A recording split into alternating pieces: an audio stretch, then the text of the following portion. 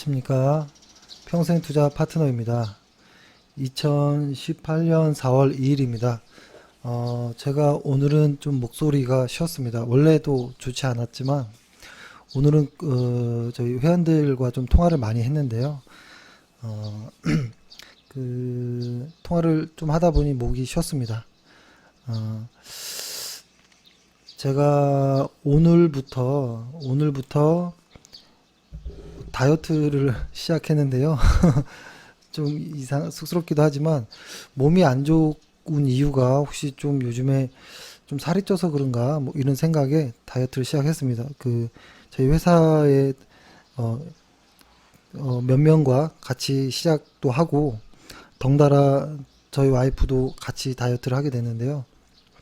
덴마크 다이어트라고 어, 와이프가 예전에 이걸로 해서 성공했다 이런 말을 하길래 어, 나도 해줘 이렇게 해서 좀 알게 됐는데 보니까 계란을 많이 먹더라고요. 계란도 많이 먹고 자몽도 뭐 엄청 먹고 뭐 그렇더라고요. 그래서 오늘 처음 했는데 벌써 배가 고프고 라면도 먹고 싶고 벌써 그럽니다. 그래서 이걸 어떻게 할까 이런 좀 고민도 드는데 한번 한 달 해보겠습니다. 한 달 해보고 살이 진짜 빠지는지. 그리고 물도 사실 요즘 많이 먹거든요. 많이 먹고 그래서 그런지 몰라도 허리가 제가 허리가 좀 아팠었거든요. 한동안. 근데 어느새 허리가 좀 많이 나았습니다. 그래서 혹시 살도 좀 빼면 좀 더 나아질까라는 희망에 어, 살면서 처음으로 한번 다이어트를 한번 해보겠습니다. 해보고 제가 더 건강해지면 뭐 더 좋겠죠. 건강해져서 좀 더 주식도 열심히 하고 하겠습니다. 어, 일단 제가 오늘 어, 주식 이거 투자 전략 동영상을 어떤 내용으로 찍을까 좀 생각을 하다가 이렇게 해야지라고 생각을 했는데 오늘 회원들과 통화를 해보니 아무 상관이 없더라고요. 뭐 일부 회원일 수도 있고 하지만 제 경험상 보면 만약에 회원들이 이만큼 있으면 제가 뭐 회원을 무시하거나 이러는 게 아니고요. 회사를 다니고 그리고 회사를 다니고 그다음에 또 저희 회원 같은 경우는 저희를 의지하는 경우가 많다 보니 더 그러실 수도 있는데 어, 생각보다 설명하는 거 비해 생각보다 아직은 조금 더 어, 뭐라고 할까요? 좀 죄송스러운 말씀이지만 아직 많이 모르더라 라는 건데요. 회원 이만큼 중에 아주 일부의 회원 정도들만 정말 열심히 합니다, 사실. 정말 열심히 하고 나머지 대부분은 그냥 저희 문자대로 하시거나 혹은 또 나머지 어느 정도는 저희 거 절반 정도 하고 또 스스로도 하시고 혹은 뭐 여러 가지가 있을 텐데요. 제가 주식을 오래 하셨다는 분과도 통화해보고 뭐 한지 한 2, 3년 됐다라는 분과도 통화해보고 뭐 20년 되신 분들이랑도 통화를 해봐도 제일 중요한 매도를 못한다라는 것을 다시 한번 느꼈습니다. 오늘도 보면 매도 못하는 이유가 보면 일단은 그러니까 실적이 좋지 않다라는 것은 거의 잘 확인이 안 하시고 보통 이 회사는 뭐 좋다던데 뭐 이런 얘기를 제일 많이 하세요. 그리고 이 회사가 그래도 이 정도 빠졌으면 더 이상 빠질 데가 없지 않나요? 뭐 이런 얘기도 많이 하곤 하거든요. 그리고 여러 가지가 뭐 매도를 못하는 이유는 결과적으로 손실 확정이 가장 힘들고 두 번째는 팔았는데 오르면 어떡하죠? 라는 이야기를 제가 회원들과 상담할 때마다 듣습니다. 그래서 저도 이제는 그런 마음을 충분히 이해하고 저 역시도 그런 마음이 많거든요. 주식을 매도할 때. 하지만 할 건 해야죠. 그리고 이제 주식을 하실 때 제가 좀 여러 번 말씀드렸지만 주식이라는 금융 상품이 위험하게 대하면 위험하게 돌아옵니다. 본인한테. 근데 주식이란 금융 상품을 정말 안전하게 하면 정말 안전한 금융 상품이 될 수도 있습니다. 그리고 근데 보통 주식이라는 것은 위험한 상품입니다. 위험 자산이라고 하고 아주 위험한 상품이라고 인식해야 됩니다. 이제 이런 거죠. 주식 공부라든지 어떤 최소한의 무언가를 모르고 2, 3억씩 뭐 이렇게 투자하는 것은 이건 너무 위험한 것 같아요. 너무 위험한 것 같고 만약에 저희 부모님이 그렇게 한다면 저는 뜯어 말렸을 것 같아요. 저희 형제라든지 친구라든지 주식을 잘 모르는데 언제 사야 될지 팔아야 될지. 근데 사는 건 대부분 잘합니다. 매수는 어디서인지 모르겠지만 삽니다. 그 추천을 받든 어디서 뉴스에서 받든 사는데 매수한 이후에 주가가 어떤 이유에서든지 하락하게 됐을 때 못 팔아요. 예전에 이 회사 좋다고 하던데요? 라고 하면서.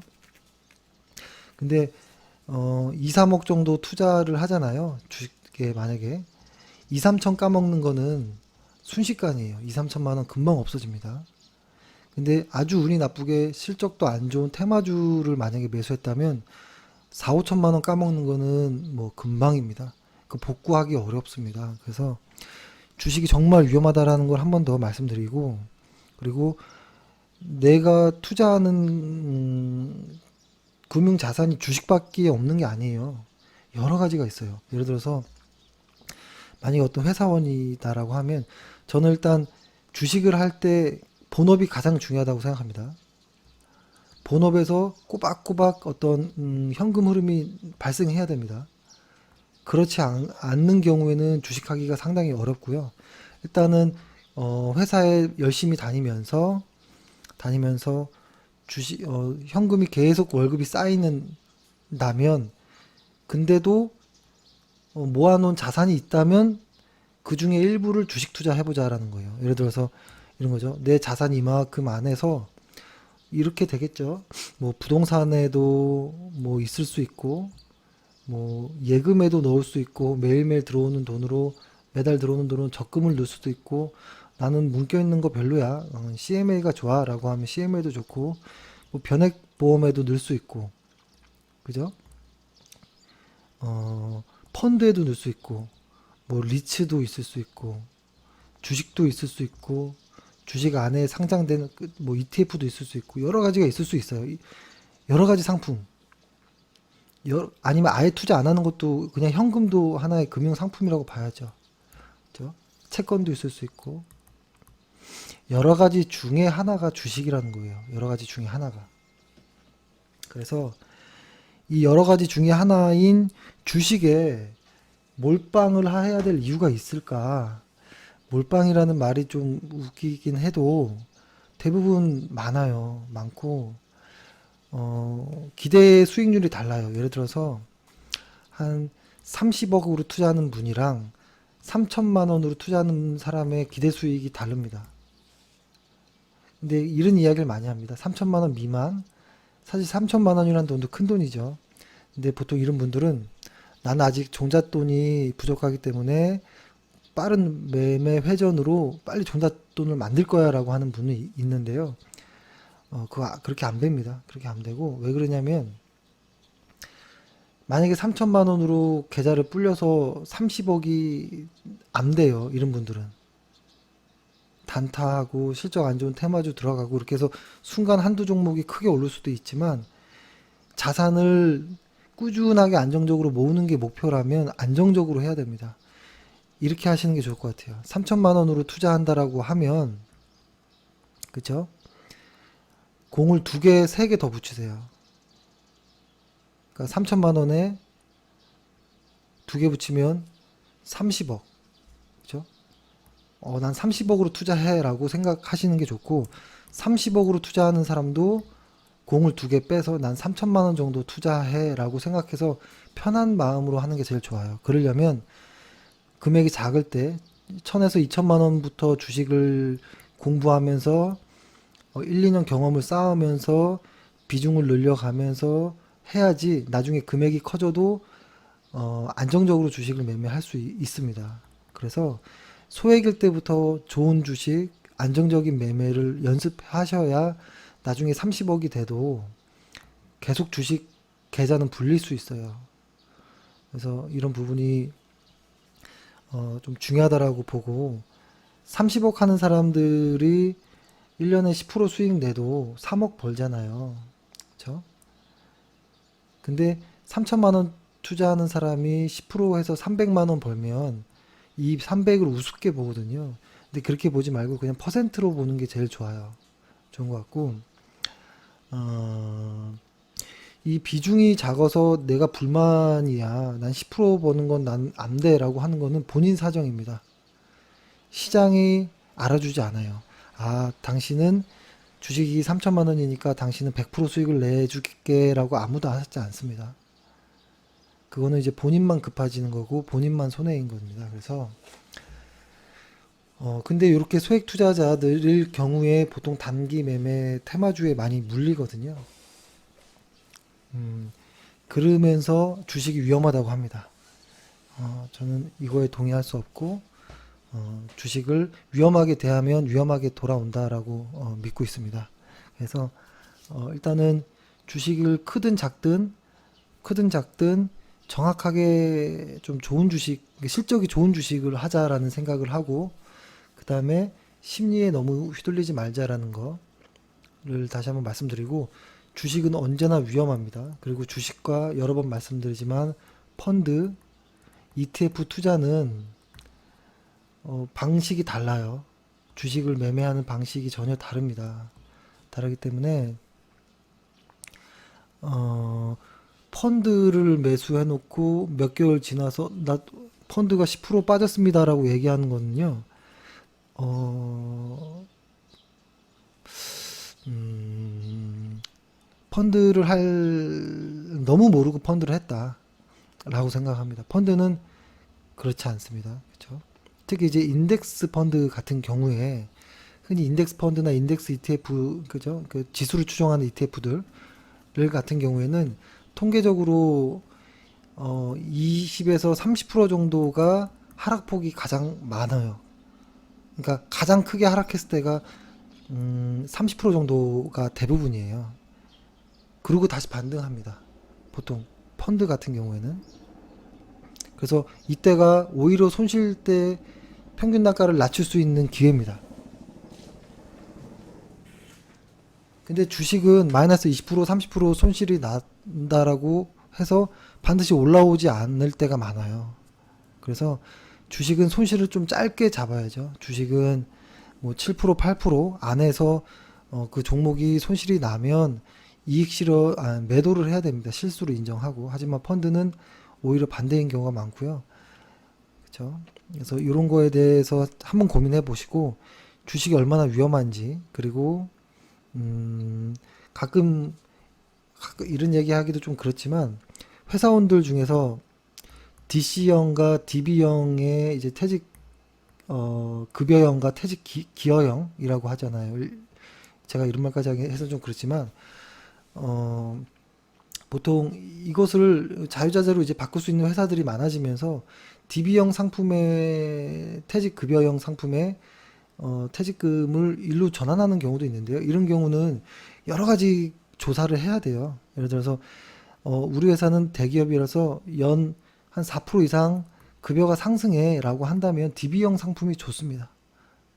어, 이게 오히려 나을 수도 있고요. 그리고 또 뭐라고 할까요? 임금 피크제가 있는 경우도 여러 가지 고려할 점들이 있거든요.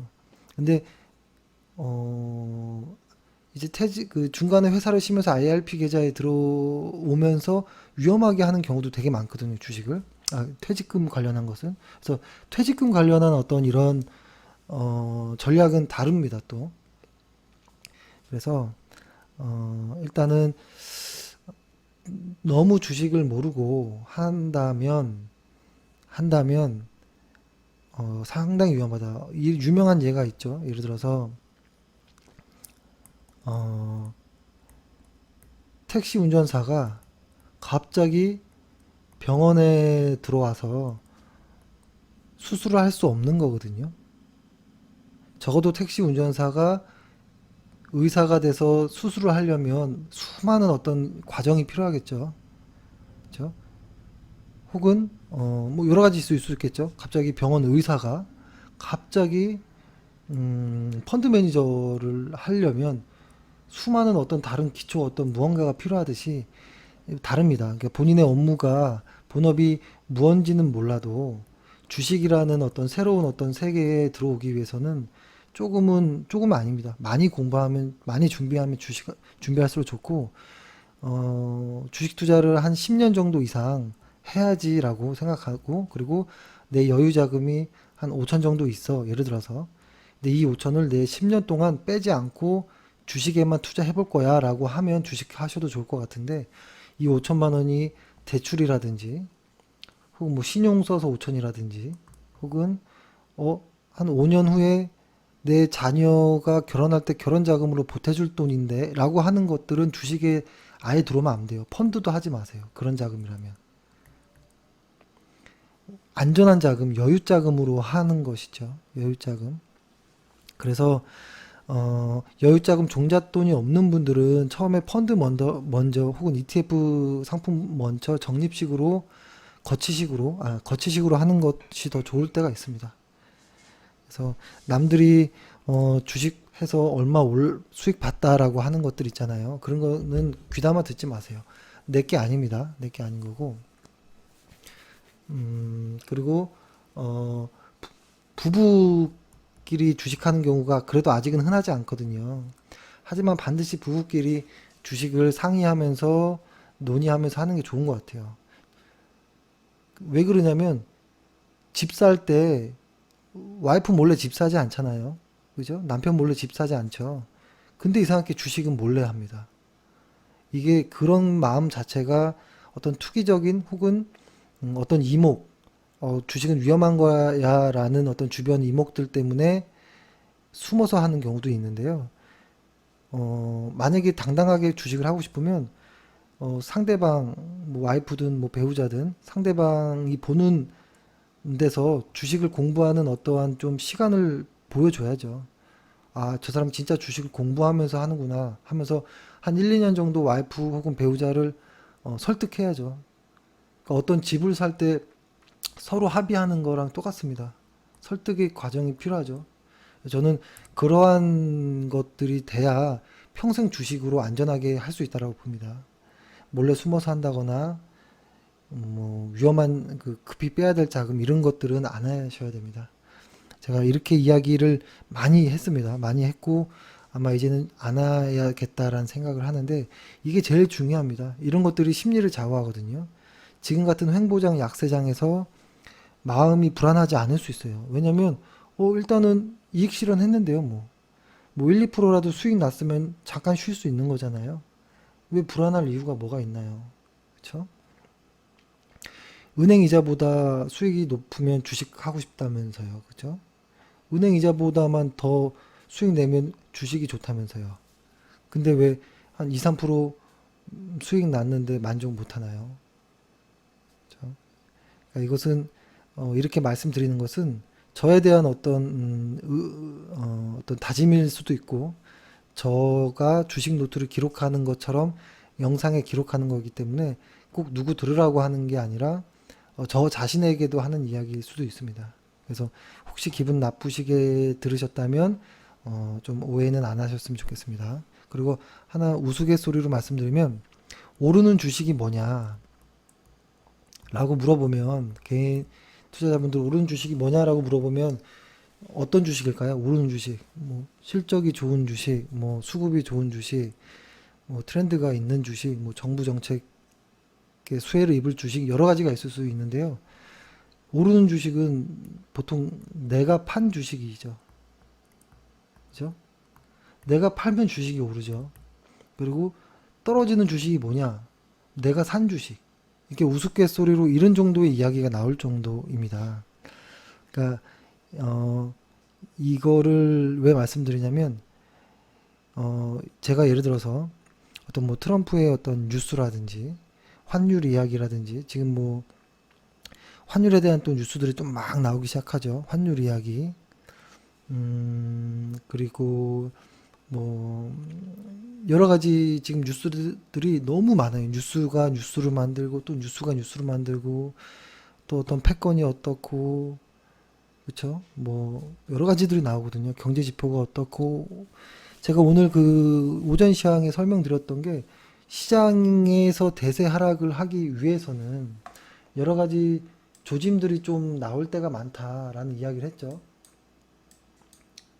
그런 이야기 중에 하나로 이런 예를 들었죠. 과거에 IT 버블 때, 뭐 리먼 브라더스 사태일 때 그때 것들을 학습해 보니 이런 징후들이 있었다라는 거죠. 시작 하락의 징후들이 보통 미국 혹은 글로벌 어떤 선행 지수들 있죠. 선행 지수들이 이미 꺾여 있었다라는 거. 두 번째는 장단기 어떤 금리 스프레드가 역전되어 있다. 혹은 금리가 상승한다.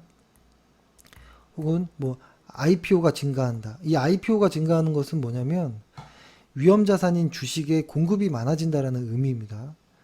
그러니까 이게 좀 애매하죠. 시장이 좋을 때 IPO를 하거든요, 보통. 업체들은, 그러니까 회사들은. 그래야지 내 주식이 잘 갈 수 있잖아요. 그래서 시장이 좋을 때 IPO를 많이 해서 상장을 하는데 IPO가 많아지면 주식 공급이 많아지기 때문에 시장이 꺾인다라는 이런 특징들이 있어요. 그리고 뭐 다른 뭐 어떤 이야기들도 있는데 이런 것들을 포함해서 그러니까 코스피 지수가 2월 5일, 2월 2일 정도에 하락을 하고 나서 지금 이렇게 막 움직이고 있잖아요. 이렇게 움직이고 있는 상황에서 많은 뉴스들이 나오는데 지금 아주 시장에서 거의 탑을 찍고 있는 애널리스트라든지 어떤 전문가들도 의견이 다 다르고 일단 정해진 거는 기본적인 어떤 분석상 시장이 이런 거죠. 지금 제가 시장의 징후에는 여러 가지 특징들이 있다. 세네 가지가 이상이 있는데 시장이 꺾였을 때 보인다라는 거예요. 이 특징들이 결국엔 꺾이고 나서 본다라는 겁니다. 애매하죠. 그래서 아마 만약에 뭐 몇 년 후든 뭐 내일이라든 뭐 몇 달 후라든 만약에 시장에서 대세 하락이 나오면 아무도 예측을 못 할 거예요. 예측을 하면 시장이 하락하지 않아요.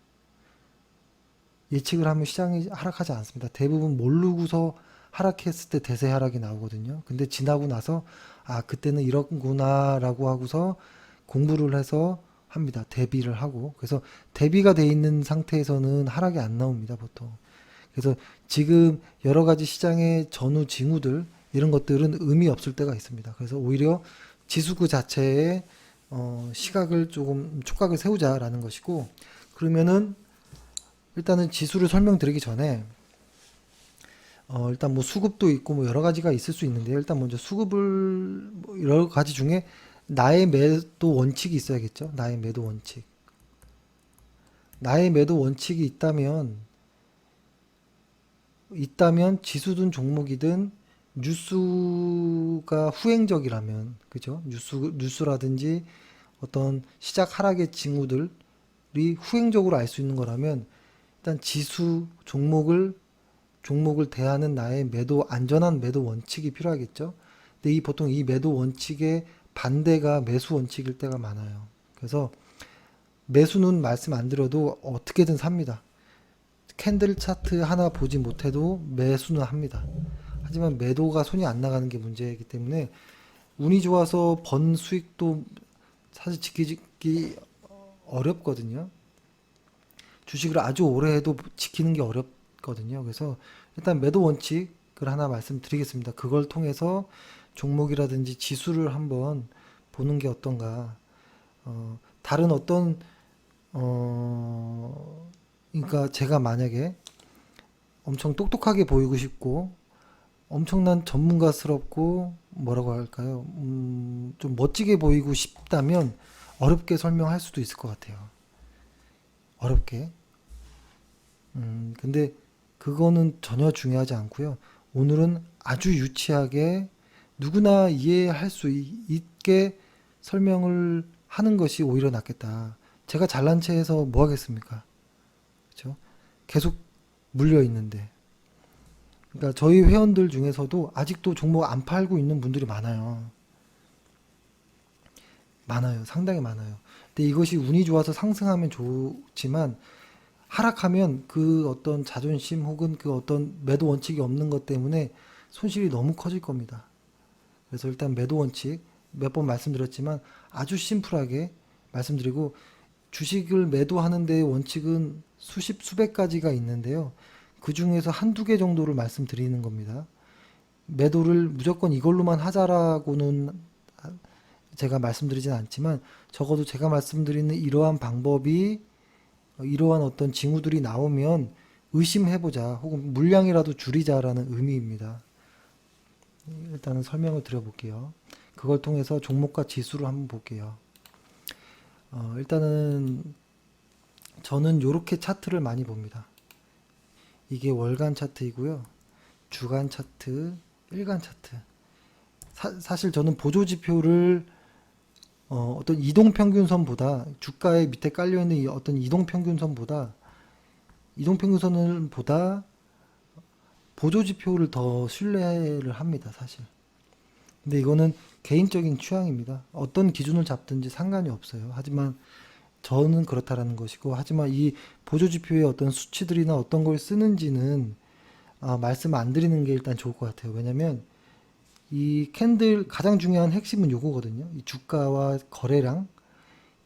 거래량이 보이지 않아요. 이 보조지표를 먼저 알게 되면, 그래서 결국에는 실적도 보이지 않고 주가의 거래량도 보지 않은 상태에서 보조지표만으로 매매를 하는 경우가 많아집니다.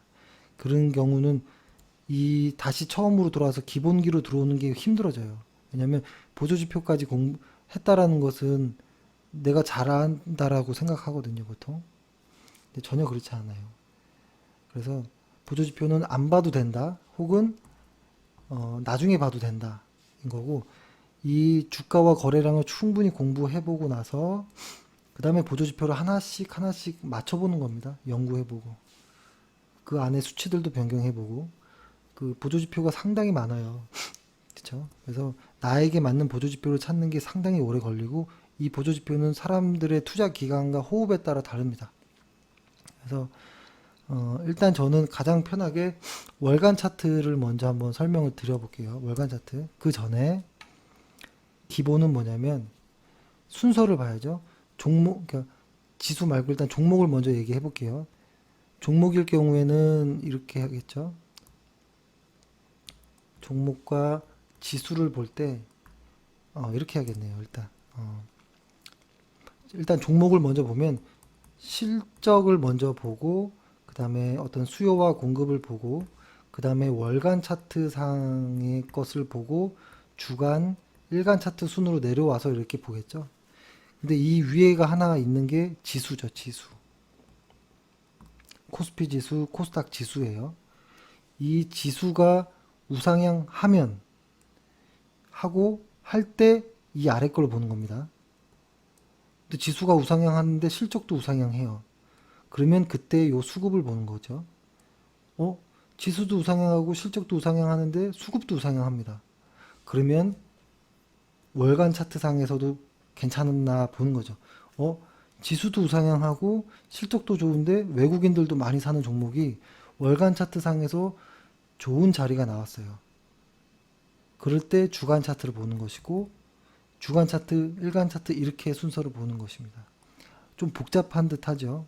하지만 아주 주식을 하는 수많은 방식 중에 지금 요 순서는 요만큼도 되지 않는 어떤 작은 부분이에요.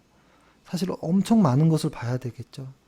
하지만 최소 요거는 보자. 그 중에서 오늘은 적어도 월간 차트는 보자. 실적은 보자. 요거만이라도 말씀드리려고 하는 거예요.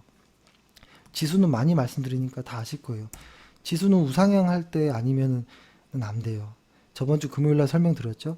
지수가 어떻게 저번 주에 추세라든지 이런 것으로 지수를 한 두 번 정도 설명드렸으니까요. 그걸 한번 보시고, 그 다음에 오늘은 그런데도 불구하고 지수가 우상향 한다면 그 그 다음 종목을 봐야죠. 종목을 볼 때 일단 월간 차트를 먼저 봅니다. 월간 차트를 이렇게 보는데요. 여러 가지가 있을 수 있어요. 여러 가지가 있을 수 있는데 제가 뭐 많이 말씀드렸지만 일단 월간 차트 상에서 요거 MACD라는 거거든요. 월간 차트 MACD. 이 MACD만이라도 지키면 좋을 것 같아요. 예를 들어서 이 MACD가 빨간색이 들어오지 않는 구간, 파란 구간은 저는 쉬어도 된다라고 봅니다. 단정적으로. 이게 이럴 수 있어요. 예를 들어서 삼성전자 한번 볼까요?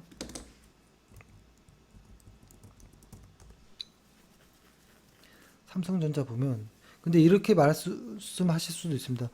그렇게 많은 종목이 그런 조건들이 맞는 게 종목이 뭐 몇 개 있냐 이러거든요. 몇 개 없으면 더 좋죠. 살 게 줄어드니까요. 그렇죠? 근데 시간이 필요하겠죠. 고르고 찾는데 시간이 필요한 것이지 없진 않아요. 예를 들어서 삼성전자를 한번 보면 어떤가요?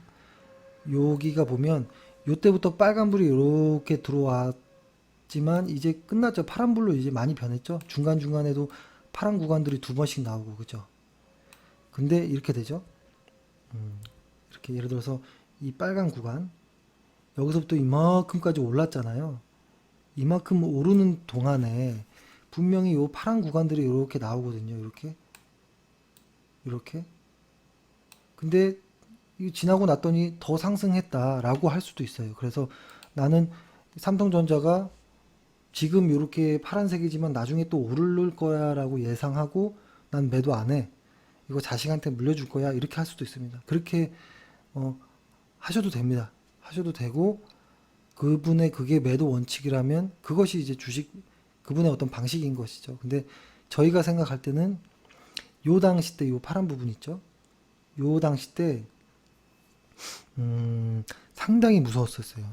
빠질 때 일간 차트로 보면 그때 당시는 이렇게 오를 거라는 생각을 못했어요. 못했고 지나고 나보니 올랐다라는 겁니다. 근데 운이 없게 예를 들어서 여기에서 올랐으니 망정이지 여기에서 주가가 이렇게 가서 눌렸다가 갔으니 망정이지 안 올라가고 이렇게 빠질 수도 있었던 거예요. 어떤 일이 생길지 모르는 거거든요. 주식은. 그래서 월간 차트상에서 이만큼 수익을 냈으면 꽤 큰 수익이에요. 사실 이게 월간이기 때문에 중간에 이익 실현을 해도 충분하다라는 겁니다. 그래서 내가 산 종목이 20% 정도 수익이 났다면 이익 실현해도 아까워하지 않으셨으면 좋겠습니다. 그렇죠? 그 대신에 마이너스 7% 정도 종목이 손실 중이라면 매도해도 아까워하지 마시기 바라겠습니다. 이렇게 하고 그러면 이렇게 맞는 종목들이 뭐가 있냐라고 할 수 있거든요. 뭐 예를 들어서 뭐 볼까요? 뭐 어떤 종목들이 있는지. 지금 삼성전자 같은 경우에는 아주 위험해 보입니다. 지금 이 가운데 이 기준선 있죠? 이 기준선도 깨고 내려왔어요. 삼성전자가 이렇게. 그리고 다른 보조지표들도 내려오고 다른 것들도 다 꺼졌습니다. 보조지표들이 꺼지고 주가도 역시 꺼지고 하락할 때 거래량은 늘었고 하지만 이런 대형주들은 오르락 내리락을 반복하면서 빠집니다. 보통 주식들이. 예전에 아모레퍼시픽 이야기를 한번 했었죠.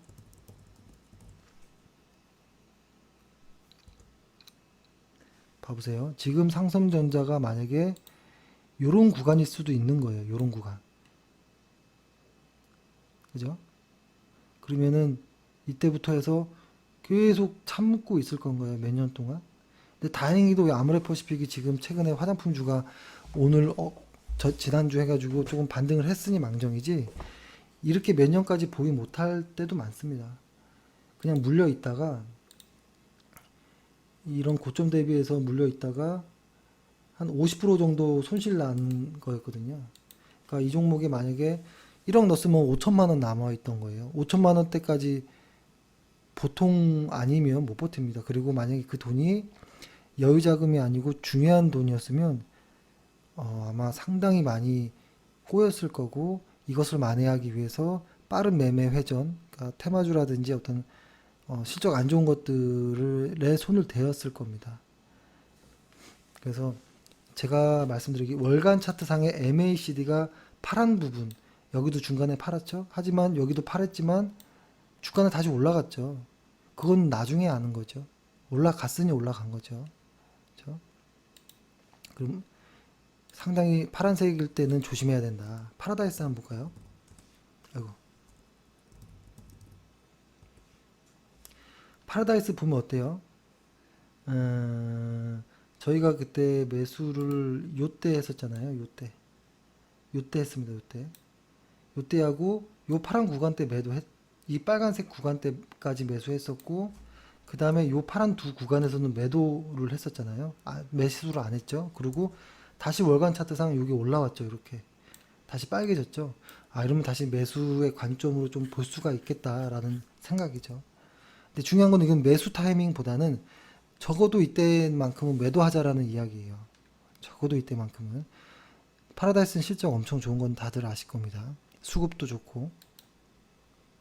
오늘 좀 좋았던 종목으로 좀 얘기를 해볼까요? 예를 들어서 코스메스.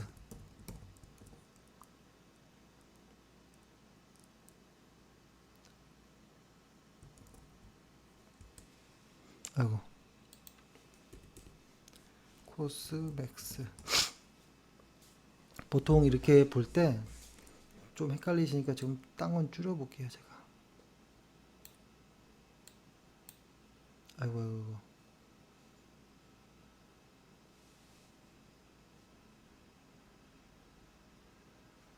아이고, 완전히 꼬였네요.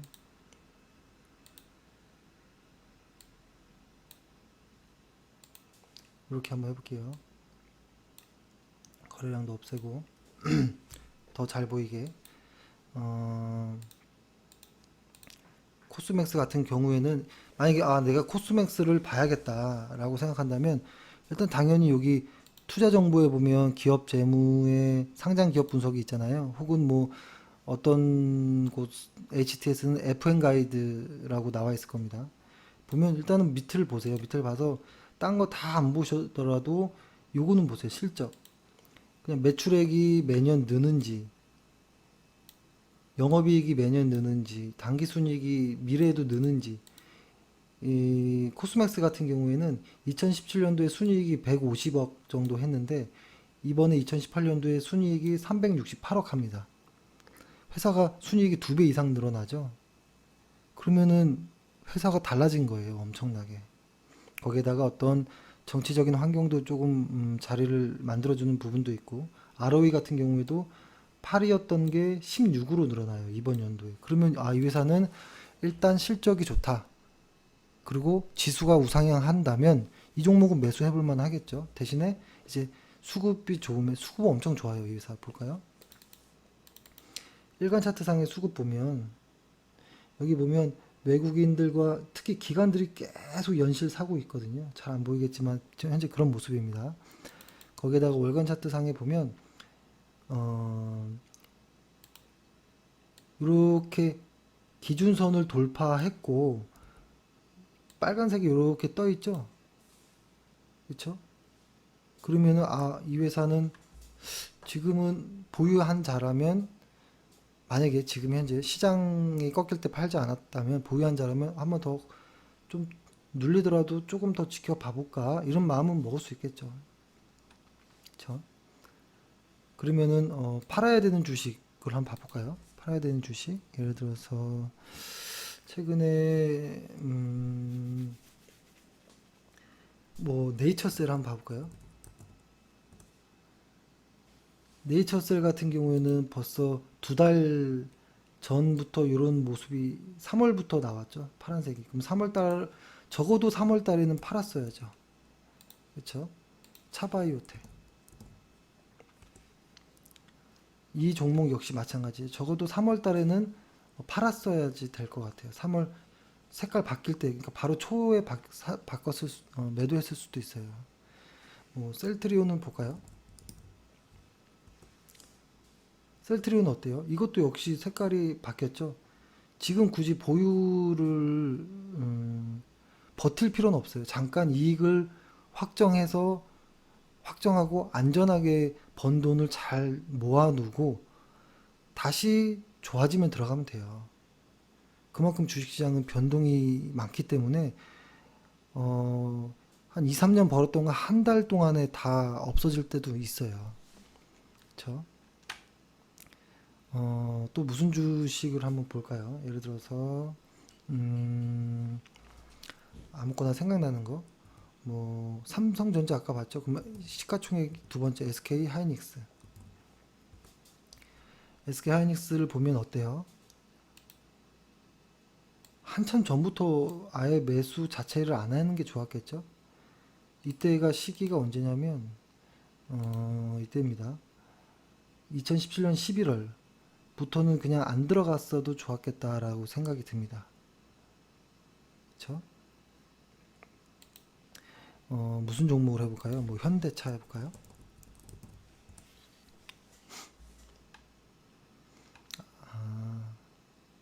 현대차는 어때요? 조금 더 이르죠? 언젠가요? 12월부터는 조심했어야 되겠다. 근데 실적이 좋은 회사들만 속하는 겁니다. 근데 일단은 실적이 다 좋다라고 그냥 한번 생각을 해보고 그냥 종목들을 빠르게 한번 넘어가면서 한번 볼게요. 한번 시가총액 상위주 그냥 처음부터 한번 보겠습니다. 빨리빨리 넘겨가면서 셀트리온 봤죠? 삼성바이오로직스 아직 이거는 짧으니까 안 나오겠죠. 현대차는 월간 MACD 상으로는 매수 근처도 가지 말았으면 하는 거. 포스코 마찬가지예요. LG화학 마찬가지예요. 삼성물산만 최근에 조금 움직이죠. 네이버 같은 경우 어때요? 이 기준선까지 깼습니다. 근데 사실 여기서부터 매수 자체를 하면 안 되는 종목이었어요. 한참 전부터 이거는 하락 추세가 이어지고 있었어요. 그렇죠? 네이버 100만 원 간다라는 이야기도 있었지만 그 작년에 97만 5천 원이 고점이었던 것 같아요. 다음에 또 갈 수도 있겠죠. 좋아지면. 근데 일단 지금은 그렇다는 거예요. KB금융 매도 시기 놓친 지가 한참 됐겠네요. 요때 매도 혹은 이때라도 매도. 현대모비스 빨갛긴 하지만 아직 기준선 아래에 있어서 조금 더 주의를 요하는 하지만 매수 관점에서 좀 째려볼 정도 실적이 좋다면 지수가 좋다면 이게 적어놔야겠다. 지수가 좋다면 플러스 실적이 좋다면을 가정하고서 얘기하는 겁니다. 그리고 차트만 쭉 넘겨가면서 보는 건데요. 그렇다면 뭐 그쵸 해볼 수 있다라는 거고 그리고 현대모비스까지 봤죠. 삼성생명 아니죠. 위험하죠. 신한지주 아니죠. 한국전력 이건 어때요? 빨갛긴 하지만 아직 기준선 아래에서 움직이고 있죠. 그러니까 이 기준선 아래에 있다 보니까 빨개도 잠깐 반등이 짧아요. 이렇게 짧게 나오죠. 짧게. SK는 어때요? 여기서부터 이만큼 올라갔지만 이제는 매도는 예전에 했어야 되고 들어갈 필요도 없는 정도. 삼성 SDS 이번 달에는 아직 파랍니다. 그죠? 이게 다시 빨개질지 좀 봐야겠지만 일단 지금은 매수는 조금 조심하자라는 거. SK이노베이션 어때요? 요즘에 한참 이름 많이 나오지만 매수 구간은 끝났어요. 지났습니다. 지금은 매수 구간이 아니고 매도 구간이에요. 그렇죠? 이렇게 보니까 조금 달라지죠. 그러면은 과거에 거 보면 요럴 때 어때요? 요럴 때 빨갛죠? 요럴 때 요때 매수했다면 요 구간인 거예요. 가장 주식이 좋을 때. 만약에 요때 빨갈 때 매수했다면 요때 가장 주식이 강할 때. 만약에 요때 매수했다면 빨갈 때 주가는 요렇게 올라갔겠죠. 그러니까 주식이라고 하는 게 이런 거지. 이런 거라고 저는 좀 보여요. 가치주로 매수할 수도 있고 뭐 성장주로 할 수도 있고 뭐로도 할 수 있고 다양하게 할 수 있어요. 배당으로도 할 수 있고. 근데 배당 투자는 우리가 생각하는 그 배당 투자는 다릅니다. 배당 투자라는 건 10년 이상 봐야지 하는 거예요. 10년 이상 보유할 자신 있으면 하는 게 배당 투자입니다.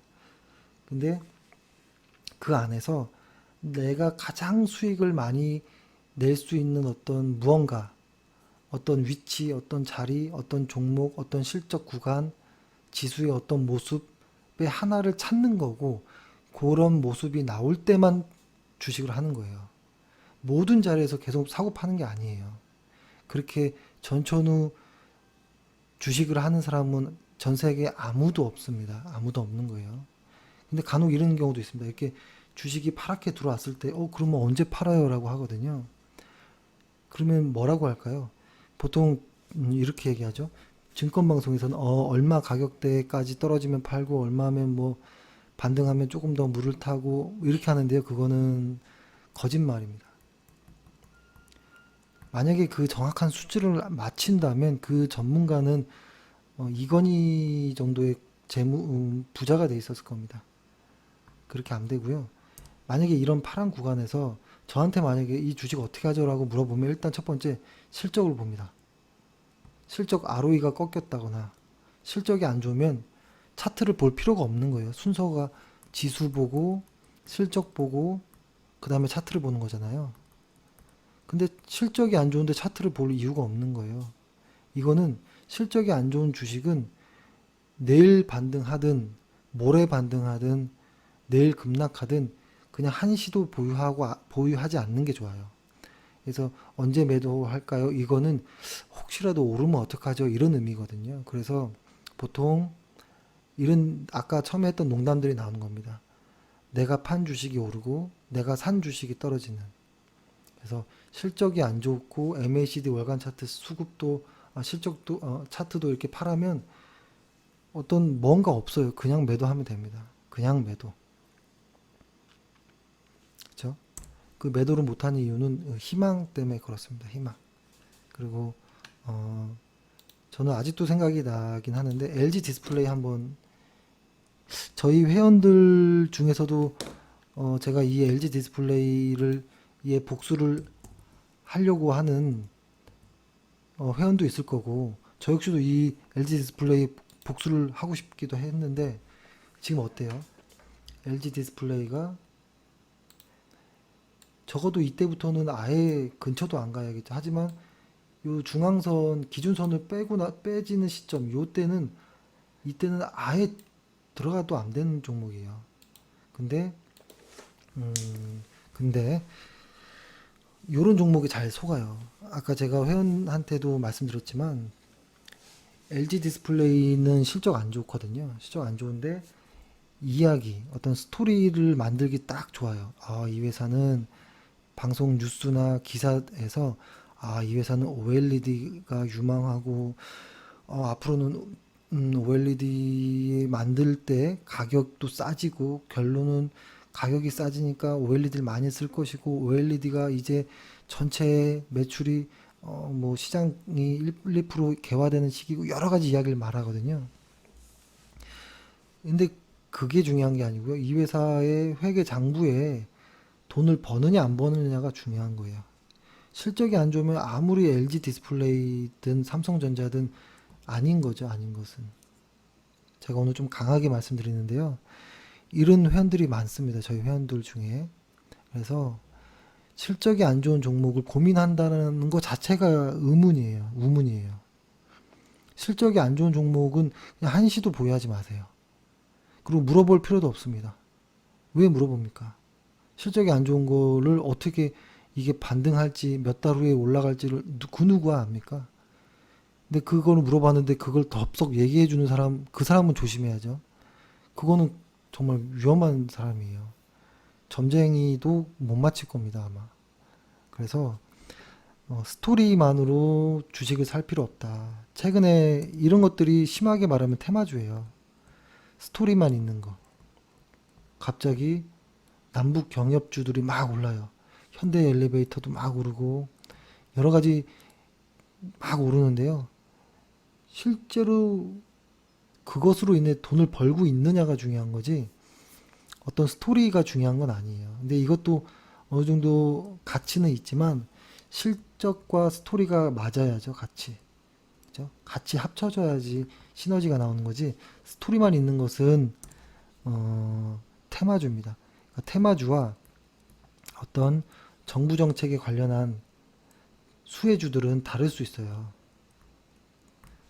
저는 어떻게 분류하냐면 돈과 의지가 들어간다면 이것은 정책 수혜주이고 플러스 실적까지 좋다면 매수 대상이다라고 보는 건데요. 어, 정부의 의지가 있는데 돈까지 집행이 된다면 그 주식은 날아갈 확률이 높아요. 실적이 좋은 회사가 좋다면. 근데 테마주라고 하면 정부의 의지는 없고 돈도 집행되지 않고 그 회사의 실적도 안 좋은 회사들. 그냥 단순한 어떤 스토리만으로 가는 회사들. 최근에는 또 이런 것도 합니다. 유상증자 되는 회사들만 골라서 매수하는 사람들도 나왔어요. 진짜 이거는 도박입니다. 사실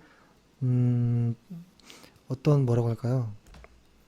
유상증자로 인해서 주가가 급등하는 경우들이 간혹 있는데요. 유상증자 되는 회사의 기간 통계를 내서 이 회사들 전체 유상증자를 100개의 회사가 했는데 이 100개 회사 중에 몇 개가 올랐냐라고 통계를 내보면 되게 극소수예요. 위험해요.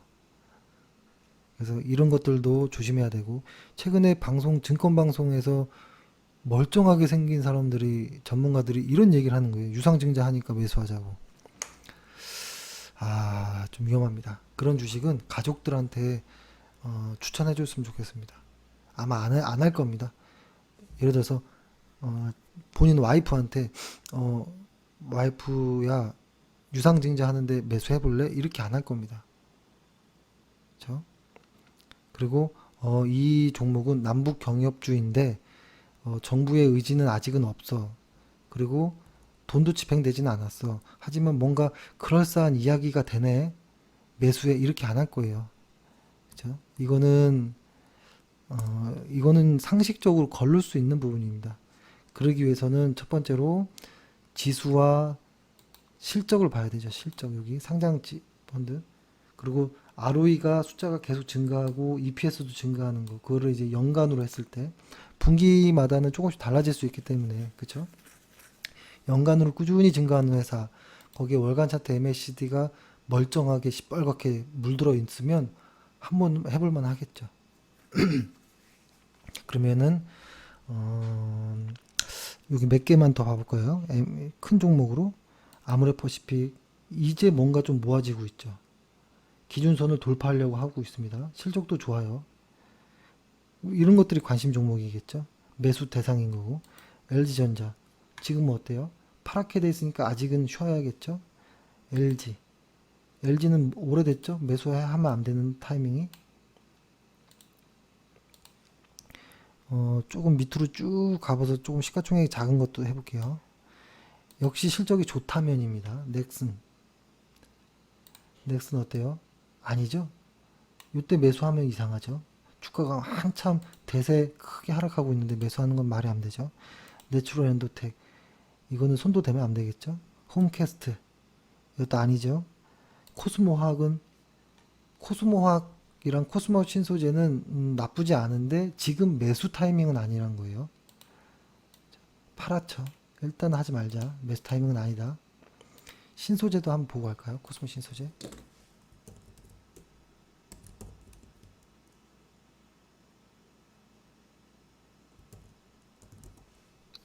코스모 신소재. 컴퓨터가 좀 느립니다. 코스모 신소재는 보면 빨개지는 구간 요 구간이 있죠. 여기서 이만큼만 매수했으면 얼마나 기분 좋을까요? 그리고 여기도 요때도 이만큼만 매수했다면 이만큼 여기 빨갛잖아요. 그쵸? 기분 좋았을 겁니다. 그리고 이런 팔았던 부분은 이거 주식을 안 쳐다보고 있는 게 마음 편했을 거예요. 근데 저번 달에 잠깐 불쑥 튀어나왔는데요. 이것이 다시 빨개질지는 좀 지켜봐야겠죠. 그쵸?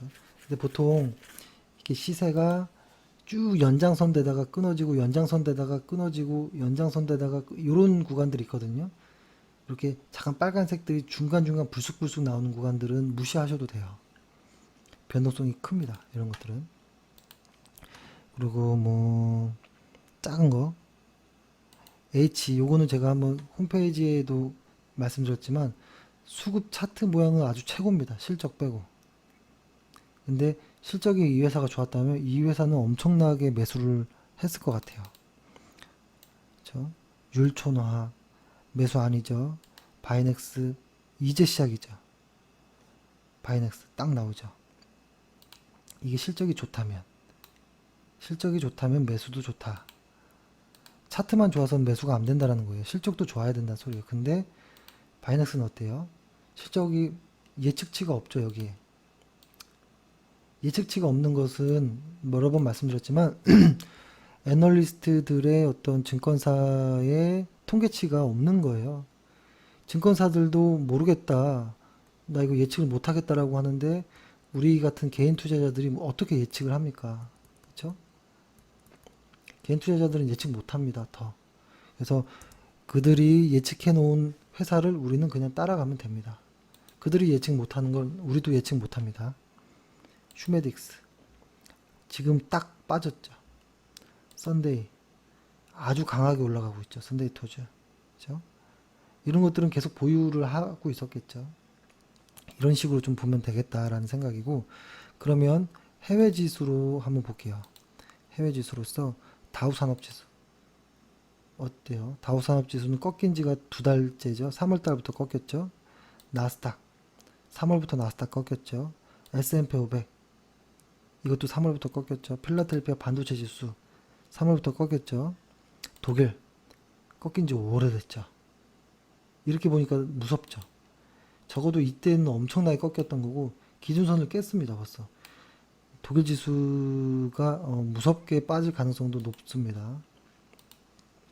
프랑스도 매수 안 하죠. 러시아도 이번 달부터 쭉 가라앉았죠. 니케이는 좀 됐죠. 한 3개월째 대만 가건도 3개월째 하락.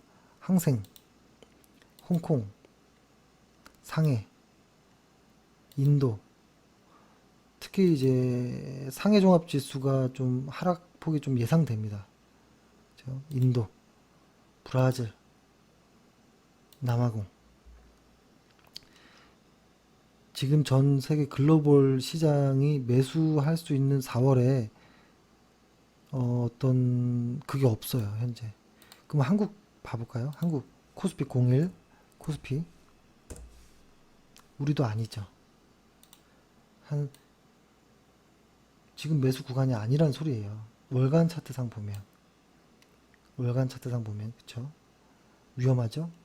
코스피를 봤죠? 근데 코스닥도 봐도 되지만 시장의 흐름을 볼 때는 코스피 하나만으로도 충분합니다. 그래도 코스닥 볼게요. 코스닥은 어때요? 이번 4월부터는 이번 달 오늘부터죠. 오늘부터는 아직은 이제 약세로 전환이 되는구나라고 한번 생각해 볼 수도 있겠네요. 그래서 지금 월간 차트로 보니 지수가 약하다. 아까 순서 기억나시죠? 지수가 강할 때 뭐가 됐더라도 되는 겁니다. 지수가 강할 때 실적이 좋은 회사를, 그쵸? 수급도 좋은 회사를, 월간 차트도 좋은 회사를, 주간 차트도 좋은 회사를 보는 것인데, 처음부터 지수가 꺾여버리면 이 아래 것들은 아무 의미가 없어요. 다만, 저번 주, 지난주에 말씀드렸던 것처럼 어떤 추세선 안에서 이렇게 반짝반짝 할 때가 있거든요. 혹은 전고점 밑에서 주가가 이렇게 오를 때가 있는데요. 요렇게 살짝 오를 때, 약간의, 비중을 적게 해서 약세장에서 매수하는 방법을 설명드렸죠. 저번 주에. 약세장 매수하는 방법. 그렇게 매수해도 되고요. 혹은 그냥 쉬어도 됩니다. 쉴 수 있으려면, 주식을 쉴 수 있으려면, 나의 투자 자금이 빚이 없어야 돼요. 신용으로 하면 안 된다는 소리예요. 그리고 급한 돈이면 안 돼요. 자녀 전셋값을 대주기 위해서, 자녀 결혼 비용을 대주기 위해서 투자하는 돈인데 주식에 넣는다? 그거는 얼마나 나중에 난처한 상황이 올까요? 자녀 이제 결혼 날짜 잡아놓는데 돈을 주기로 해놓고서 못 준다. 그러니까 사실 자녀한테 돈 줄 필요는 없지만 얘기를 오랫동안 한 분들이 있잖아요. 혹은 얘기를 안 했어도 마음속으로 우리 누가 아들이 결혼하면 뭐 어느 정도 도와줘야지라고 했는데 못 도와줄 때 심정이 얼마나 힘들겠어요. 그렇죠?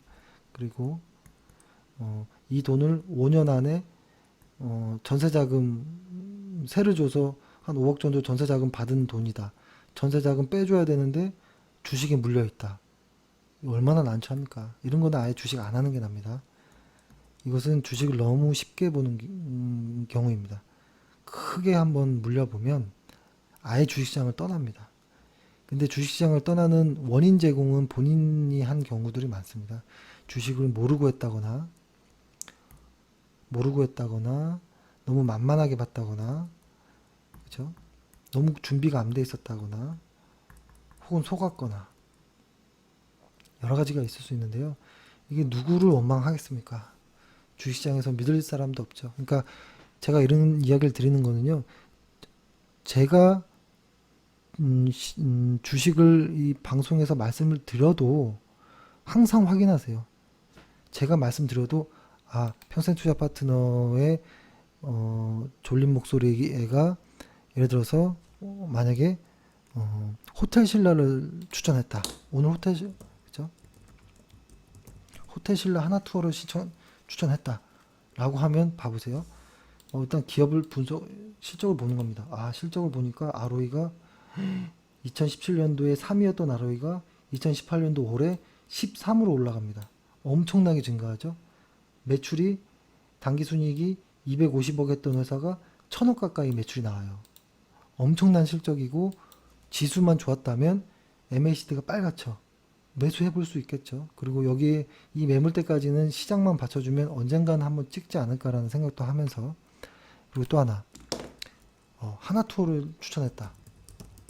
이거는 예전에 저희가 다 매수했던 종목이죠. 하나투어 추천했다. 실적을 볼까요? 2017년도에 순이익이 127억 했던 게 2018년도에 순이익이 534억을 합니다. 한 4배 정도가 순이익이 늘죠. 그러면 실적이 좋으니까 차트도 좋다면 매수 한번 해봐야지 이렇게 생각하는 겁니다. 근데 보니까 벌써 이때 한번 매수가 강하게 한번 좋았을 거고 중간에 한번 쉬었죠 저희도. 근데 이번엔 저희가 못 들어갔어요. 그죠? 근데 3월 달부터 다시 들어가도 되었겠다라는 생각을 하죠. 근데 홈페이지 아마 카페에다든 좀 글을 올렸을 것 같은데, 그렇죠? 이렇게 보면 어떨까라는 생각을 합니다. 그래서 이거는 매수하는 방식을 알려드리려고 하는 건 아니고요. 누군가 종목을 추천했다. 그러면은 일단 지수가 우상향하는지 확인해야겠죠. 그리고 그 회사의 실적이 좋은지, 그 회사의 수급이 좋은지, 수급은 보는 거는 다음에 한번 알려드릴게요. 그리고 월간 차트 MACD가 잘 돌아 나가는지까지 맞다면 한번 해보는 거죠. 이렇게까지 했는데도, 그리고 여기에서 또 뭐 비중을 나누고 분할 매수하는 방법 이런 것들 다 아시잖아요. 그렇죠? 이렇게까지 했는데도 수익이 안 나오면 그때는 어쩔 수 없는 거지만, 이렇게까지 하면 계좌는 플러스 됩니다. 보통 시간이 좀 지나야겠지만, 그렇죠? 지금 시간이 꽤 됐네요. 제가 설명을 잘 드렸는지 모르겠지만 일단 매도를 할 때 MACD 월간 차트 보자라는 거고, 그 전에 실적 좋지 않은 주식은 물어볼 필요도 없이 그냥 보유하지 마십시오. 그냥 매도해도 됩니다. 또 급등해도 상관없어요. 급등할 수도 있는 거죠. 근데 급락을 생각하셔야죠. 급락도 할 수 있다라는 거. 그러니까 매도할 때 실적이 안 좋으면 그냥 물어볼 필요도 없다. 어디 가서 뭐 용한 점쟁이를 찾아가도 소용없다. 그리고 실적이 좋아도 지수가 안 좋거나 MACD가 이렇게 파란 게 떴으면 잠깐 이익 실현을 해라 라는 거죠. 그래서 이런 것들이 중요합니다. 롯데 쇼핑도 이제 좀 다시 시작하네요. 그죠? 이런 걸 보면 뭐라고 할까요? 주식으로 나 자식한테까지 줄 거야 라는 것은 상당히 위험할 수 있다. 근데 보통 그런 이야기를 하시는 분들이 많아요. 나 이 주식 사서 사서 자식한테 줄 거야 라고 하는 분들도 많은데요. 아주 오랜 시간이 걸리든지 아주 운이 좋아서 수익이 날 수도 있지만 상장 폐지될 수도 있습니다. 자식한테 가기 전에 그런 거 잘 염두에 보셔야 되고 반드시 꼭 실적 MACD 월간 차트 꼭 보시고 하셨으면 좋겠고 그래도 난 모르겠다 라고 하면 회사에 전화하십시오. 회원이 아니어도 일단은 봐드릴게요. 1588-5380 평생투자 파트너 회사에 전화해서 물어봐도 그냥 무료로 말씀드릴게요. 이것까지 해봤는데도 모르겠다 싶을 때, 그렇죠? 그래서 오늘은 제가 좀 기분 나쁘게 들리셨을 수도 있을 것 같아요. 너무 유치하게 쉽게 설명도 했고 너무 좀 기분 나쁘게 들렸을 내용들이 좀 있었던 것 같거든요. 그래서 제가 말씀드린 거는 주식 방식 중에 수많은 방식 중에 아주 작은 부분이다. 그래도 그 정도만큼은 좀 알고 가보자라는 겁니다. 그래서 일단은 코스피 코스닥 지수가 월간 차트를 보면 좋지 않아요. 그리고 주간 차트상 봐도 좋지 않고 일간 차트상 보면 횡보 정도로 보이거든요. 지금은 활발하게 매수할 때라기보다는 조심해야 될 때다.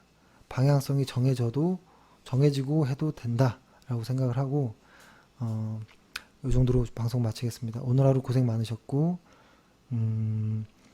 내일도 화이팅 하겠습니다. 수고하셨습니다.